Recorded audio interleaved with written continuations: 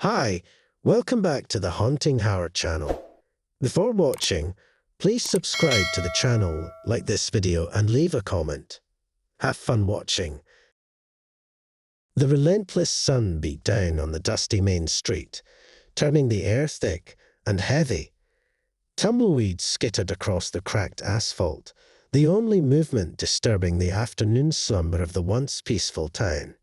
Then, a whisper on the wind, a low moan that seemed to carry a name. I squinted down the road, searching for the source of the sound. A figure emerged from a shimmering heat haze, a solitary silhouette against the relentless sun. He wasn't tall, but his broad shoulders and worn leather boots gave him a presence that commanded attention. A worn briefcase, its leather scarred and cracked like ancient earth, thumped against his leg with each deliberate step. The closer he got, the clearer the moan became, a rhythmic sigh that seemed to emanate from the very air around him. "Easy there, wind," I muttered, more to myself than anything. The old cottonwood at the edge of town rarely complained this loudly. As the figure reached the faded saloon doors, they creaked open with a sigh of their own, beckoning him inside. He paused at the threshold, casting a shadow that stretched long and skeletal across the deserted street. I watched, a prickle of unease crawling up my spine as he turned towards me, his face obscured by the wide brim of a dusty hat. "Looking for a cool drink on a hot day, friend?" I called out, my voice echoing unnaturally in the stillness. The figure tilted his head slightly, and the moan on the wind seemed to intensify. He took a slow, deliberate step forward, then another. "Not exactly," a voice finally rasped from beneath the brim, gravelly and dry like the wind itself. "Though a drink wouldn't go amiss." He continued his approach, and as he neared, I got a glimpse of his face. Deep lines etched themselves around his weathered eyes, and a neatly trimmed white beard framed a mouth that seemed perpetually set in a grim frown. "You folks in this town seen much excitement lately?" he asked, his voice barely a murmur over the wind's persistent moan. "Excitement's a rare commodity these parts," I replied, leaning against the porch railing of the general store. Though a stranger with a dusty briefcase might just qualify. A hint of a smile played on his lips, a flicker of something that didn't quite reach his eyes. "Maybe you folks need a little excitement." He reached for the briefcase, the leather groaning in protest as he snapped it open. The wind seemed to pick up then, swirling around him and whispering, carrying away his next words. But they hung in the air nonetheless, a promise both alluring and terrifying. "I can offer you things you never dreamed possible, fulfill your deepest desires." The town square transformed overnight. Gone was the sleepy lethargy that had plagued Main Street for as long as I could remember. In its place, a carnival atmosphere thrummed with nervous anticipation. A makeshift stage sat in the center, its weathered boards creaking under the weight of a vibrant red curtain. Garlands of wilting wildflowers drooped from the makeshift rafters, casting a dappled shade on the growing crowd. The source of this sudden frenzy stood beside the stage, the stranger from yesterday. His battered briefcase lay open on a rickety table, its contents glinting in the afternoon sun.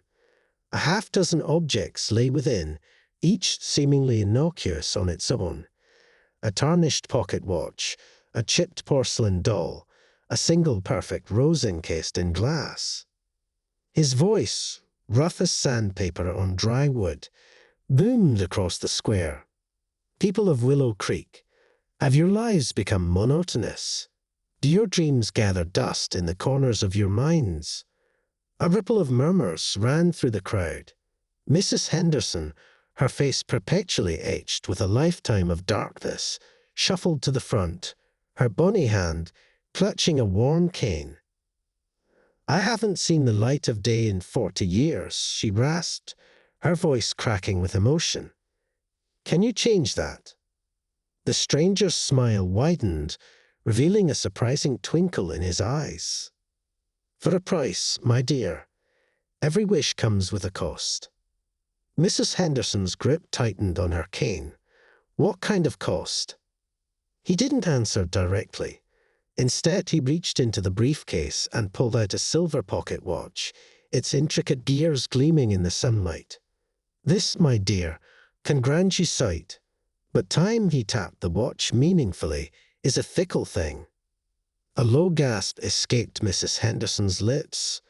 She glanced nervously at me, our eyes meeting for a fleeting moment. A flicker of doubt danced there, but it was quickly extinguished by a desperate longing. With a trembling hand, she reached into her pocket and pulled out a worn purse. "I'll take it," she declared, her voice stronger than it had been in years. The stranger's smile widened further. He carefully lifted the watch from its velvet bed and handed it to Mrs. Henderson. The moment her fingers brushed the cool metal, a gasp ripped through the crowd. A blinding light erupted from the watch, bathing the square in an unnatural white glow. When it subsided, Mrs. Henderson stood there, blinking rapidly, her eyes wide with a mixture of wonder and terror. A cheer erupted from the crowd, quickly morphing into a cacophony of shouts and pleas. The stranger, unfazed by the sudden frenzy, simply reached back into his briefcase. A new wave of excitement washed over the crowd as he slowly withdrew his next offering.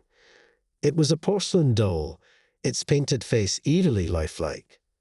"This, my friends," he announced, his voice cutting through the din, "can grant you the power of persuasion.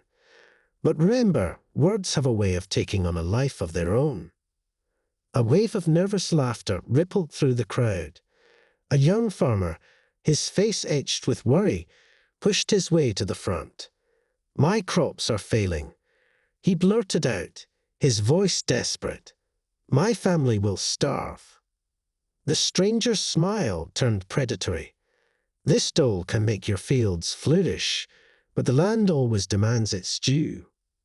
The farmer hesitated, his gaze darting between the doll and his wife clutching their two young children in the back of the crowd. The price was steep, that much was clear. But the desperation in his eyes spoke volumes. He reached into his pocket, his movements slow and deliberate.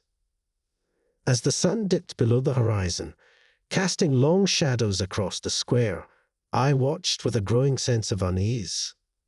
The townsfolk, their faces flushed with either excitement or fear, clutched their newfound treasures, oblivious to the potential darkness they held. The stranger, his briefcase now noticeably lighter, surveyed his handiwork with a chilling satisfaction. This was just the beginning, and a cold dread settled in my gut, twisting and churning. The town square stood deserted, the yesterday's festive air replaced by a heavy silence. The makeshift stage remained, a stark reminder of the unsettling events that had transpired. I stood amongst the trampled wildflowers, the air thick with a sense of foreboding. Mrs. Henderson, the woman who'd traded sight for an unknown cost, shuffled past me, her cane tapping a frantic rhythm against the cobblestones. "Mrs. Henderson," I called out, my voice echoing in the emptiness. She stopped, her newly opened eyes seeming to hold a depth of horror I couldn't fathom. "Don't come any closer," she rasped, her voice a dry whisper. Disregarding her warning, I approached cautiously. "What happened? Can you see?" A tear traced a glistening path down her wrinkled cheek. "See?" she choked out, a laugh that bordered on a sob. "I see more than I ever wanted to." Her words sent a shiver down my spine. I reached out a tentative hand, but she recoiled as if burned. "Don't touch me," she hissed, her voice laced with a newfound fear. It's not the world I remembered." "What do you see?" I pressed, a knot of dread tightening in my stomach. But before she could answer, a heart-wrenching scream ripped through the air. It came from the direction of the farmer's house on the outskirts of town. I exchanged a panicked glance with Mrs. Henderson, a silent understanding passing between us. The consequences of yesterday's bargains were already upon us. We reached the farmhouse to find the young farmer pacing frantically, his face contorted in a mask of despair. His wife sat huddled in a corner, clutching their 2 children, tears streaming down her face. "What's wrong?" I gasped, the urgency in my voice mirroring the farmer's frantic energy. He pointed a trembling finger towards his eldest son, a bright-eyed 6-year-old who was staring blankly into space. He can't talk," the farmer stammered, his voice thick with emotion. He tried to ask for water, but no sound came out. The boy looked up then, his eyes wide and vacant. He reached for his father with a silent plea, his small hand trembling.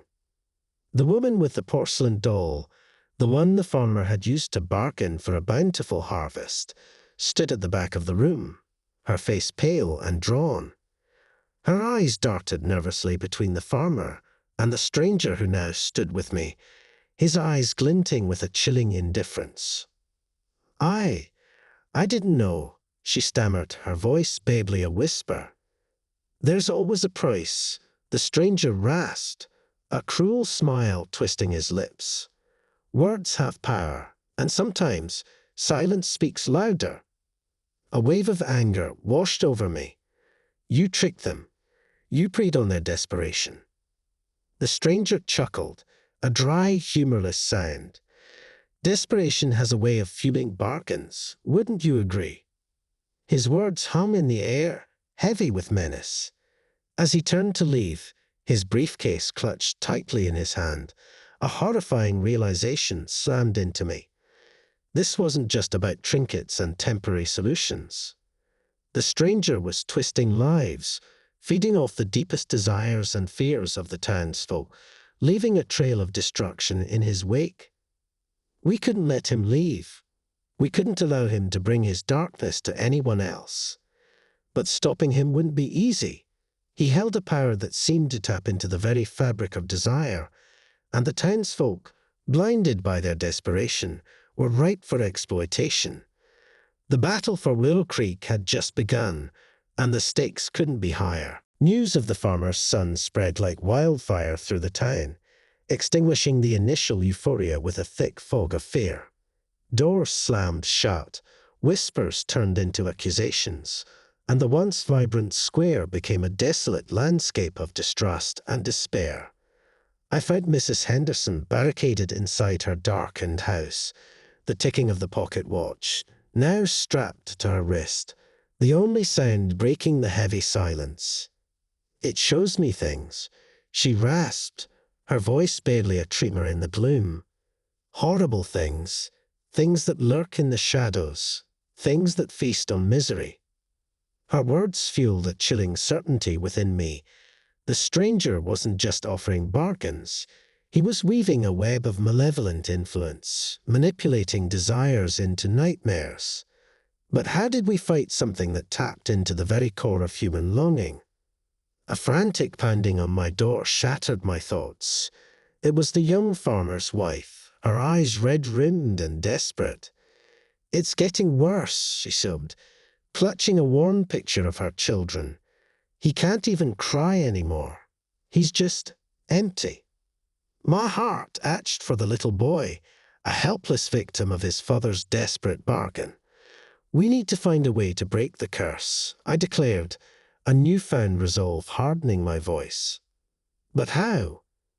Her eyes darted around the room, landing on a weathered book, tucked away on a dusty shelf. "My grandmother used to talk about old magic," she whispered, her voice barely audible. "Things hidden in the mountains, forgotten powers that could mend what's broken." I recognized the book, a collection of local legends passed down through generations. It was a long shot, but it was all we had. We spent the night poring over faded pages, candlelight illuminating tales of ancient pacts and forgotten rituals. Finally, buried deep within a crumbling section, We found a single cryptic inscription: "Seek the Whisper Stone at the mountain's heart, where wishes echo and bargains are undone." It was a sliver of hope, a desperate gamble against an unknown force. As dawn painted the sky a fiery orange, I knew we had no choice.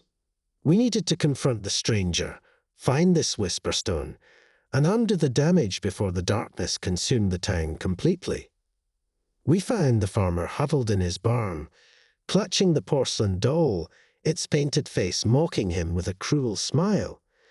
His eyes were hollow, devoid of the desperation that had initially driven him to the stranger. "He'll be all right," the farmer rasped, his voice flat and emotionless. "He's not all right," the young woman cried, tears streaming down her face. "You did this. You traded his voice for your crops." The farmer stared blankly at his wife and children, a chilling emptiness replacing the warmth that once resided in his eyes. It was clear. The doll hadn't just stolen their son's voice. It had stolen his very soul. As we wrestled the doll away from his grasp, a flicker of recognition sparked in his gaze. A silent plea for help mirrored in his vacant eyes. It was a heartbreaking moment, a stark reminder of the true cost of the stranger's bargains. Ignoring the farmer's protests, we charged towards the looming silhouette of the mountains, the inscription from the book our only guide. The climb was treacherous, a silent battle against exhaustion and the gnawing fear that we were already too late. But the image of the little boy, his gaze filled with an unsettling emptiness, spurred us forward. Reaching the mountain's heart proved even more challenging. A dense fog rolled in, obscuring the path and threatening to swallow us whole. But just as despair threatened to engulf us, a faint melody reached our ears, a low, haunting whisper carried on the wind. There, nestled amongst the mist, lay a smooth grey stone, its surface shimmering with an otherworldly light. As we approached, the whispers grew louder, an amalgamation of voices, each one a desperate plea, a broken wish, a forgotten promise. The Whisper Stone pulsed with an eerie light, a chorus of voices swirling around us like a malevolent fog. Fear threatened to paralyze me, but the image of the farmer's son, his eyes devoid of life, spurred me forward. We had come too far to turn back now. "What do we do?" the young woman whispered, her voice barely audible over the cacophony of whispers. I scanned the inscription in the book clutched in my trembling hand. It says to speak your truth, to break the bargain with a clear conscience. But what was my truth? Did I have the right to intervene in these desperate deals? The whispers seemed to intensify, twisting my doubts into accusations. They spoke of broken promises, of unfulfilled dreams, of the darkness that festered beneath the surface of every wish. The farmer's wife let out a choked sob, collapsing to her knees. "My husband," she sobbed, tears blurring her vision. "He just wanted to feed our family. He didn't know." Her voice cracked with despair, and a surge of empathy washed over me. These weren't malicious desires fueling the bargains, but the primal need for survival, for love, for security. The stranger was preying on the most basic human vulnerabilities, twisting them into tools of his own dark agenda. With newfound resolve, I stepped forward, my voice rising above the whispers. "We didn't come here to make deals," I declared, my words echoing through the mist. "We came to break the curse, to free ourselves from your manipulations." The whispers faltered, a stunned silence replacing the cacophony. The stone pulsed erratically, casting frantic shadows across the rocky ground. The young woman took a tentative step forward, her eyes filled with a glimmer of hope. "We made mistakes," she admitted, her voice trembling slightly. "We were desperate, but that doesn't excuse it. We want to undo the bargains, to take back our voices, our sight, our—" Her voice trailed off, unable to articulate the full scope of what they had lost. A low hum resonated from the stone, a sound both ancient and powerful. The whispers returned, but this time they were different. They spoke of regret, of longing for the life they'd traded away. They were pleas for forgiveness, not accusations. As the woman and I spoke our truths, baring our hearts and acknowledging the desperation that had driven us to the stranger, the stone pulsed with an ever-intensifying light. A crack echoed through the air, sending a jolt of energy through the ground. The whispers grew fainter, morphing into whimpers, then finally fading away completely. The stone's luminescence subsided, leaving behind a smooth grey surface, devoid of any magical aura. We stood there, chests heaving, the silence heavy with both relief and uncertainty. Had we broken the curse? Had we freed the townsfolk from the stranger's grip? A figure emerged from the dissipating mist, a tall, gaunt silhouette shrouded in shadow. It was the stranger, his face etched with a mixture of anger and grudging respect. He held up a hand, silencing the accusations that threatened to spill from my lips. "You've disrupted the balance," he rasped, his voice laced with a hint of bitterness. "But perhaps there's another way." His words hung in the air, an unexpected twist that left me speechless. Had he conceded defeat? Was there a possibility of working with him, of harnessing his power for good instead of evil? The answer remained shrouded in the mist, as uncertain as the fate of Willow Creek. The stranger emerged from the swirling mist, his tall, gaunt frame casting a long shadow over the whisper stone. The silence stretched, thick with the weight of what had transpired. "You've disrupted the balance," he rasped, his voice rough as sandpaper. A flicker of something akin to grudging respect glinted in his shadowed eyes. "But perhaps there's another way." His words hung heavy in the air, a bombshell of an offer. Did he propose a truce?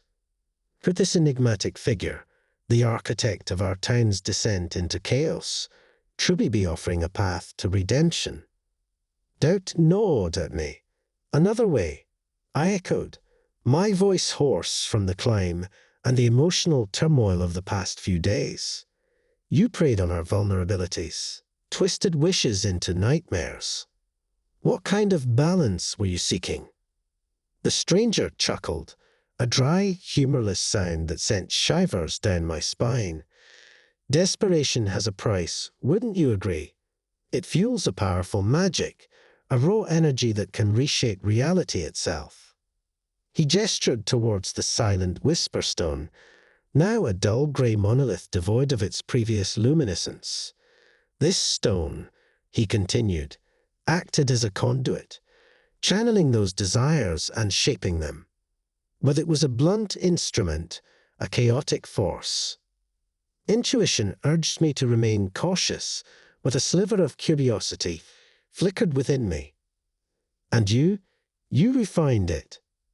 A slow smile spread across the stranger's face, revealing a disconcerting glint in his eyes.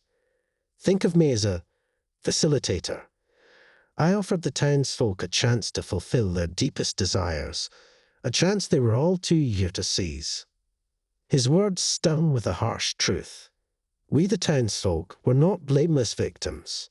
We had been complicit in our own misfortune, blinded by longing and driven by desperation. But at what cost? The young woman beside me choked out, her voice trembling with a mix of anger and grief. "My husband, our son."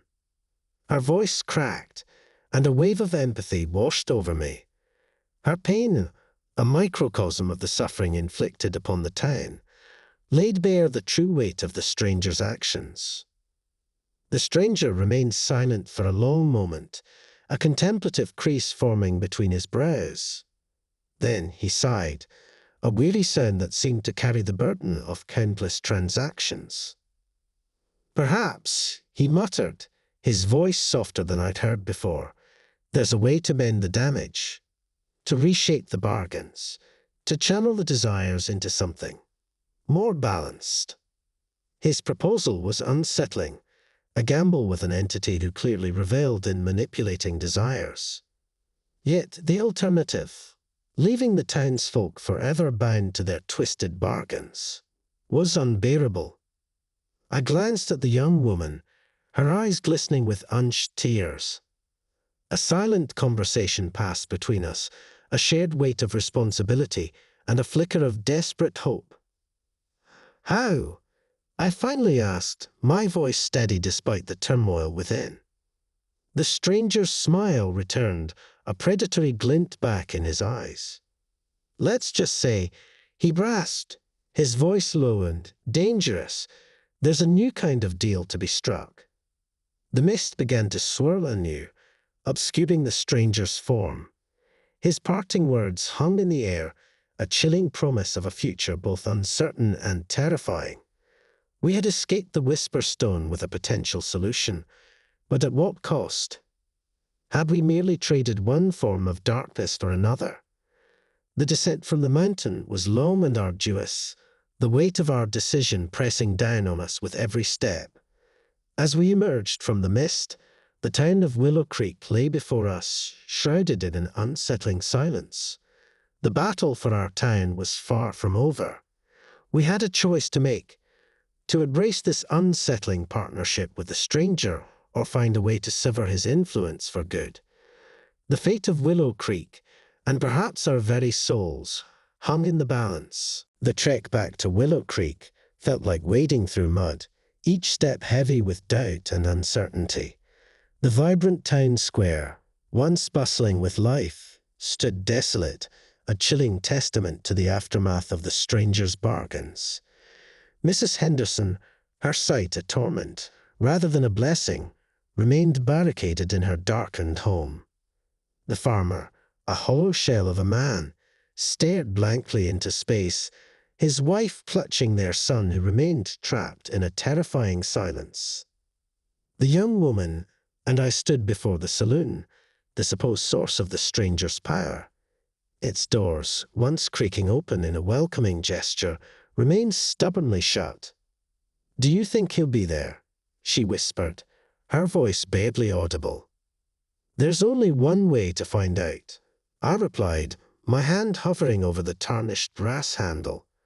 With a deep breath, I pushed the doors open, releasing a wave of stale air and dust motes that danced in the weak afternoon sunlight. The interior was deserted, the air thick with a sense of anticipation. A single flickering candle sat perched on the worn counter, casting long, distorted shadows across the room. Suddenly, a voice rasped from the corner, a low rumble that vibrated through the floorboards. "Welcome back," the stranger said, his silhouette rising from the darkness. "So, have you considered my offer?" "We have," I replied, stepping cautiously towards him. "But there are conditions. We won't allow you to prey on people's vulnerabilities again. We need a system, a way to ensure people understand the true cost of their desires." The stranger chuckled, a dry, humorless sound. "Guaranteeing fairness is a tricky business, friend. Desperation has a way of clouding judgment. Then we educate them," the young woman interjected, her voice laced with newfound resolve.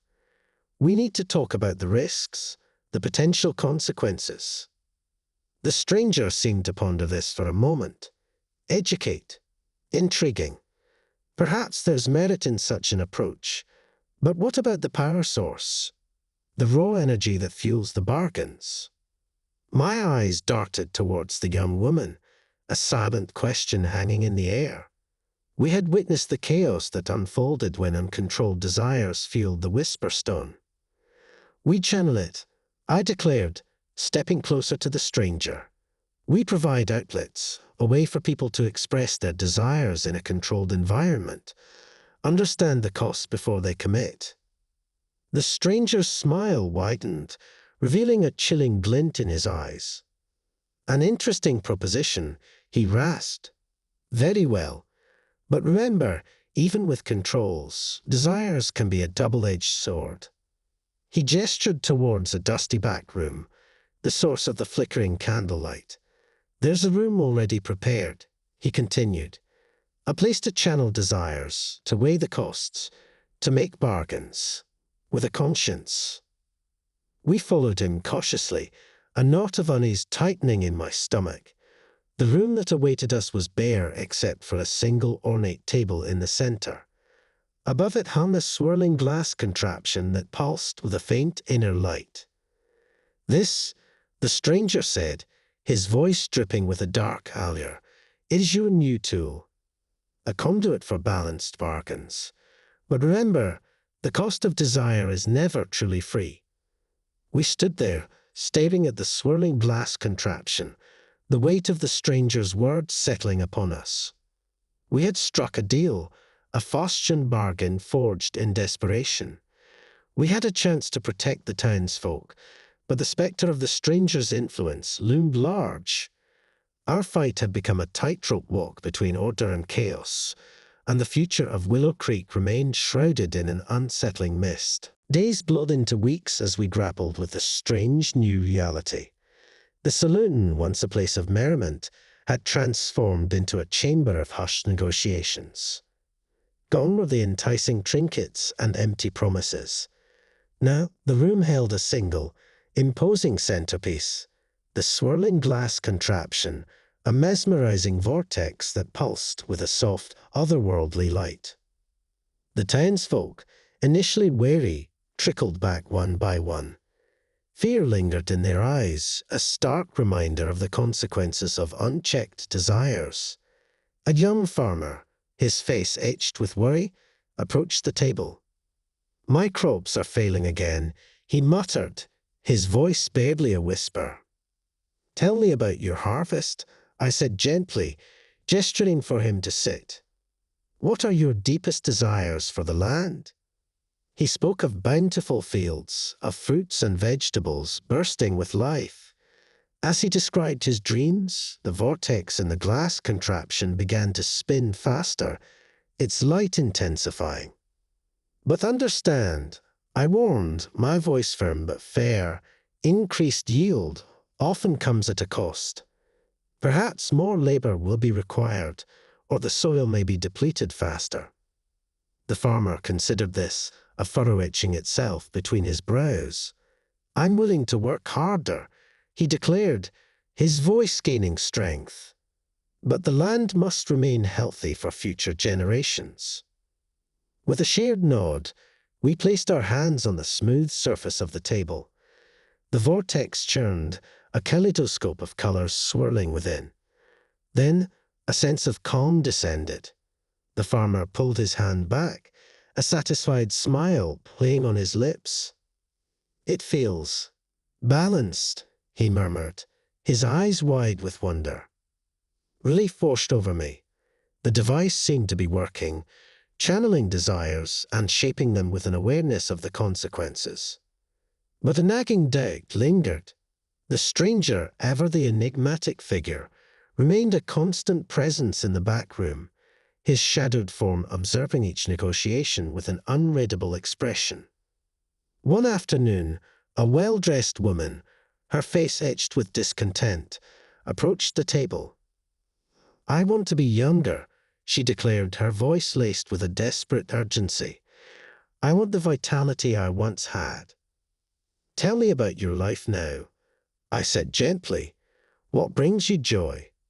She spoke of her successful business, her loving family, but a deep-seated yearning for the carefree days of her youth overshadowed it all. As she spoke, the vortex spun with a malevolent intensity.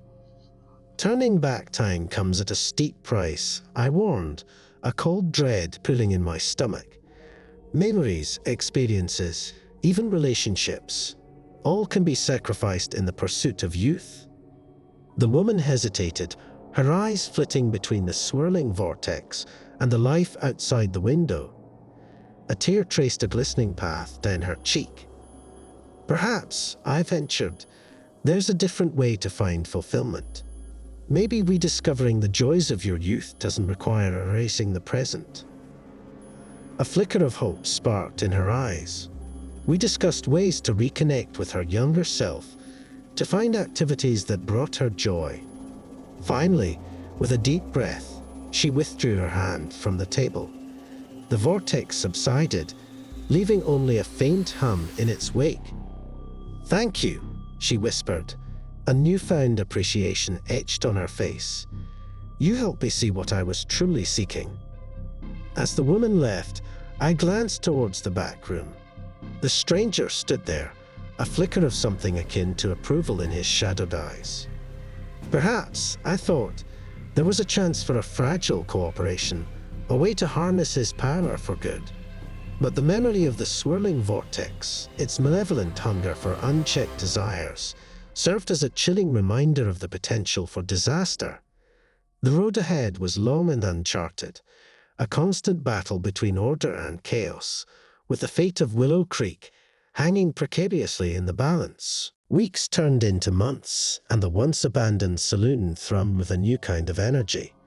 We weren't just facilitating bargains, we were guiding folks towards a deeper understanding of their desires. The swirling glass contraption at the center of the room remained a mesmerizing focal point, its light pulsing in response to the ebb and flow of emotions. One blustery afternoon, a familiar figure shuffled through the saloon doors. Mrs. Henderson, her face a roadmap of worry lines, approached the table. "I can't see the world the way I used to," she rasped, her voice heavy with despair. "Tell me what you see now," I said gently. "What troubles you most?" She spoke of grotesque visions, of shadows lurking in the corners of her vision. The once vibrant world had become a canvas of darkness, a constant reminder of the price she paid for sight.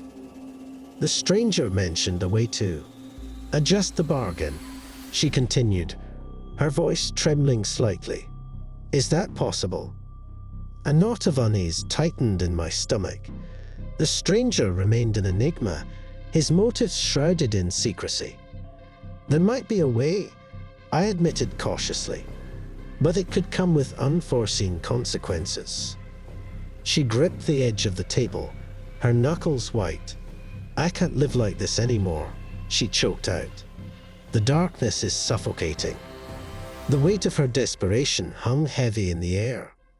I looked towards the back room, a silent plea directed at the shadowed figure within.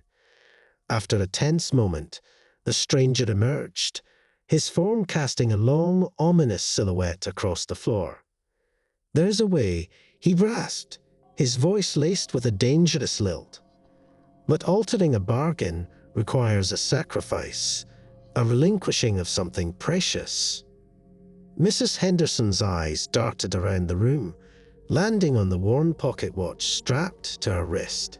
It was the trinket she'd received in exchange for sight, a constant reminder of her folly. "This," she whispered, her voice barely audible. The stranger nodded, a predatory glint in his unseen eyes. "Memories hold power, a currency that can reshape bargains." A wave of sadness washed over Mrs. Henderson's face. However, a flicker of determination quickly replaced it. With trembling hands, she unclasped the watch, its ticking a haunting counterpoint to the silence in the room. As she placed the watch on the table, the swirling vortex within the glass contraption erupted into a frenzy. Colors clashed, the light emanating from it turning an unsettling shade of crimson. A low hum filled the room, a sound that vibrated through her bones. Then, with a deafening crack, the contraption shattered, showering the room in a cascade of sparkling glass. In the sudden stillness, Mrs. Henderson gasped, her eyes wide with a mix of fear and hope. She blinked, then blinked again, her gaze slowly readjusting to the world around her. "I can see," she exclaimed, her voice filled with a childlike wonder. "The darkness is gone." Relief flooded me, warm and welcome. We had succeeded in altering the bargain, but at a cost. The shattered contraption lay in pieces, a chilling reminder of the fragility of our control. "There will be repercussions," the stranger rasped, a hint of unease in his voice. The balance has been disrupted once more. His words hung in the air, a portent of things to come. We had achieved a temporary victory, but the consequences of tampering with the unseen forces remained a mystery. As Mrs. Henderson stumbled out of the saloon, blinking back tears of joy, I couldn't help but wonder if we had merely traded one form of chaos for another. The battle for Willow Creek was far from over. We had defied the stranger, altering the dynamic of our uneasy partnership. Now we had to prepare for the unknown, for the fallout of our actions, and the potential for a darkness far greater than anything we had ever faced. An unsettling quiet had settled over Willow Creek. The saloon, once buzzing with whispers and negotiations, remained eerily silent. The shattered remains of the swirling glass contraption lay untouched, a stark reminder of the consequences of our actions. Mrs. Henderson, her sight miraculously restored, seemed withdrawn, a haunted look in her previously joyful eyes. "Do you think he'll come back?" I asked the young woman, her once hopeful spirit tinged with worry. She shrugged, her gaze flickering towards the back room, now perpetually shrouded in darkness. The stranger's absence felt heavy, a pregnant pause in the unsettling game we were playing. Just as unease began to morph into stifling fear, a blood-curdling scream pierced the silence.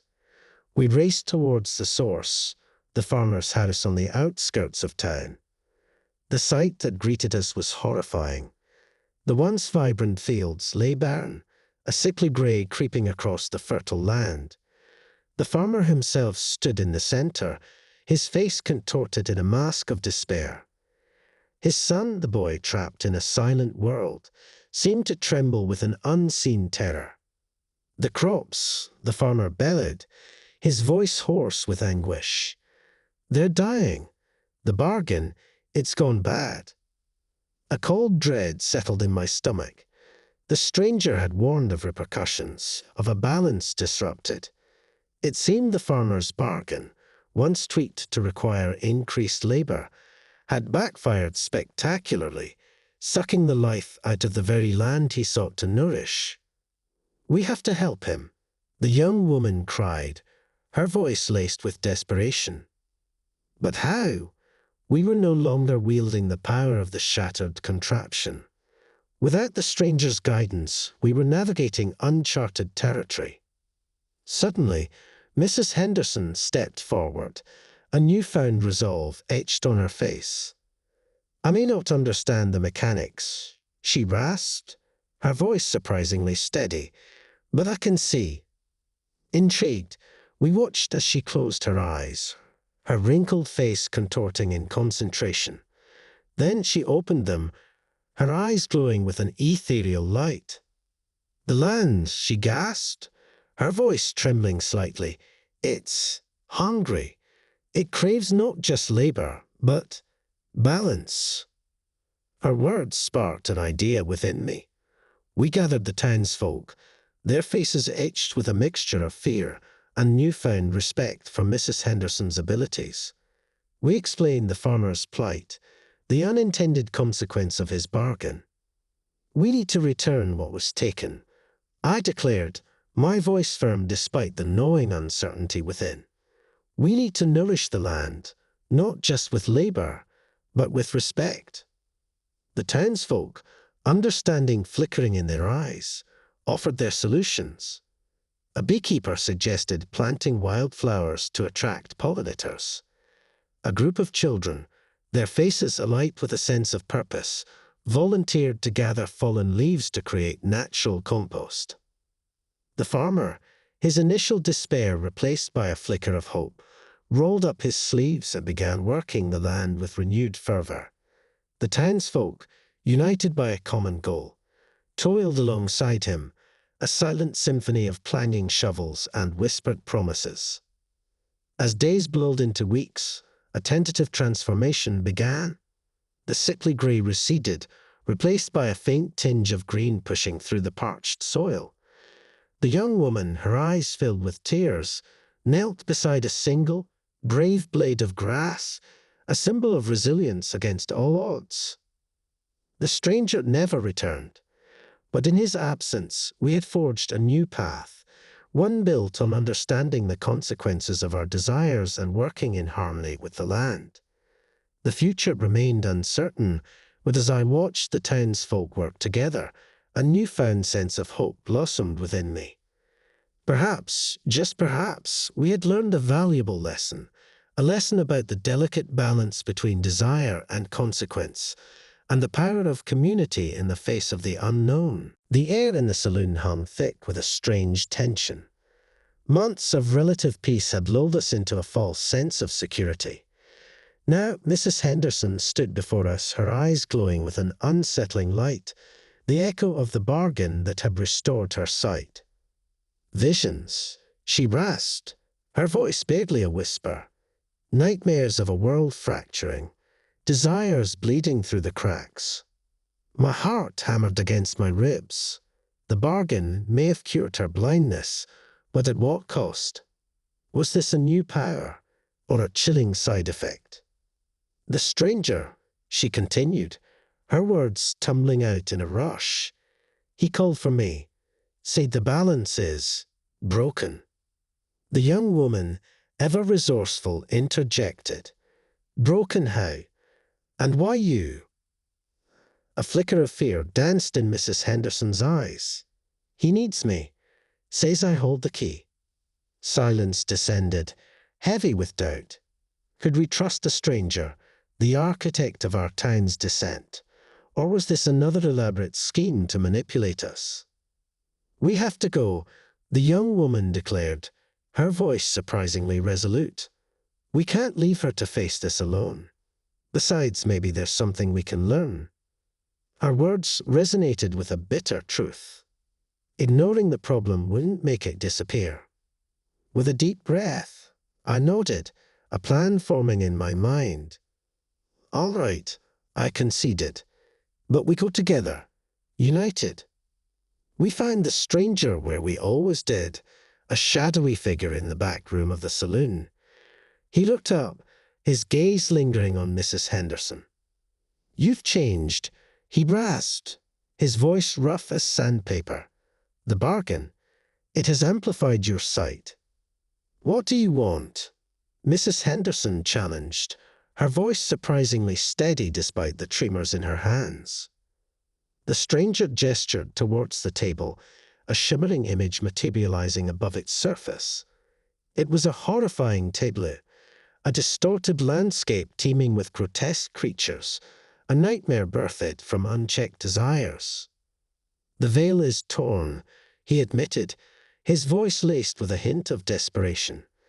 A consequence of our adjustments. Cold dread washed over me. We'd tampered with the system, and the consequences were far more horrifying than we could have imagined. You need me to mend it? Mrs. Henderson asked, her voice laced with newfound understanding of her own power.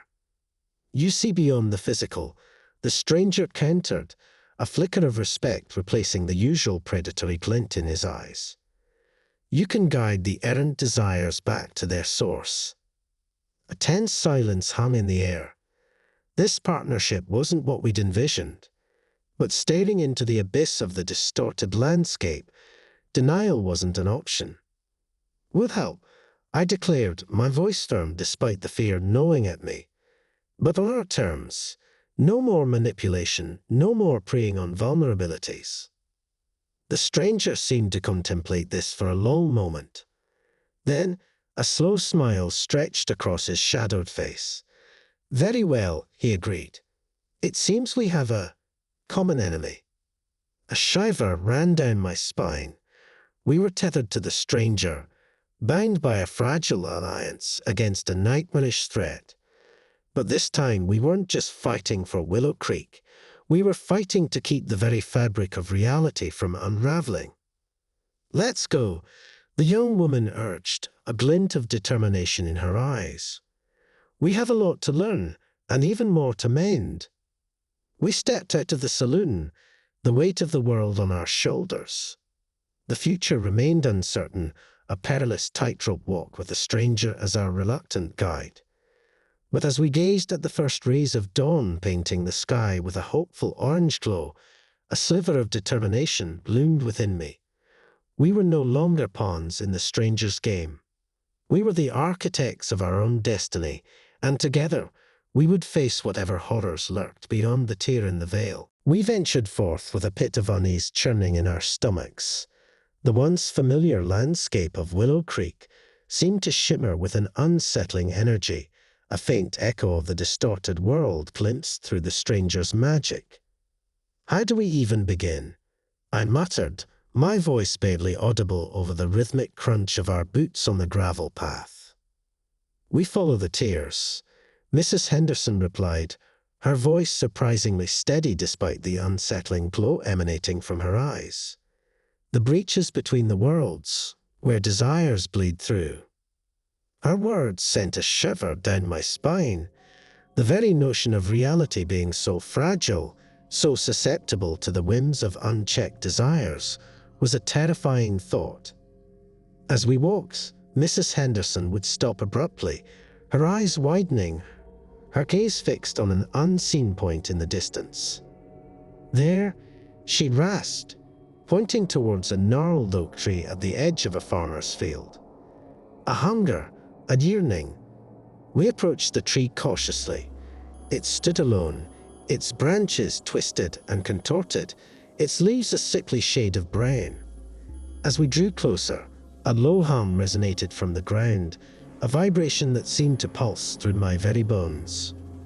"It craves life," Mrs. Henderson whispered, her voice trembling slightly. The farmer, a kind-faced man with worry etched on his brow, approached us. "This tree," he said, his voice thick with despair, "it used to be the pride of my land. Now it's just dying." We explained about the tear in the veil, about how the tree's desperation, perhaps a subconscious plea for more water during the recent drought, had manifested in this way. The farmer listened intently, a flicker of hope battling the despair in his eyes. "So what can we do?" he asked, his voice hoarse. "We need to channel the desire," I said, a plan forming in my mind. "We need to show it there's another way." With the farmer's help, we redirected a nearby stream, its life-giving water nourishing the parched earth around the oak tree's roots. As we worked, Mrs. Henderson focused her newfound sight, her lips moving silently in a strange rhythmic chant. Slowly, almost imperceptibly, the low hum began to fade. A faint tinge of green peeked through the brown on the leaves, a tentative sign of life returning.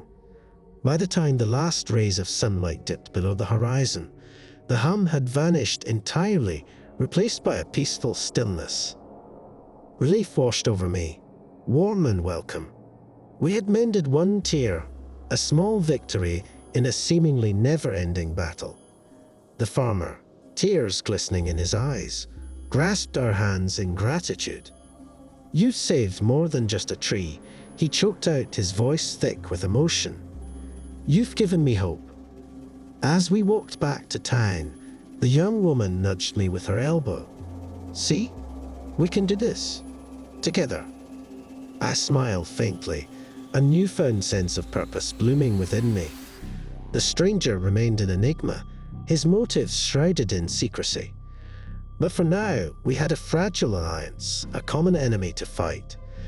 And perhaps, just perhaps, by mending the tears in the veil, by teaching people to manage their desires, we could forge a new path, a path towards a future where reality remains stable and Willow Creek, our little town, could finally heal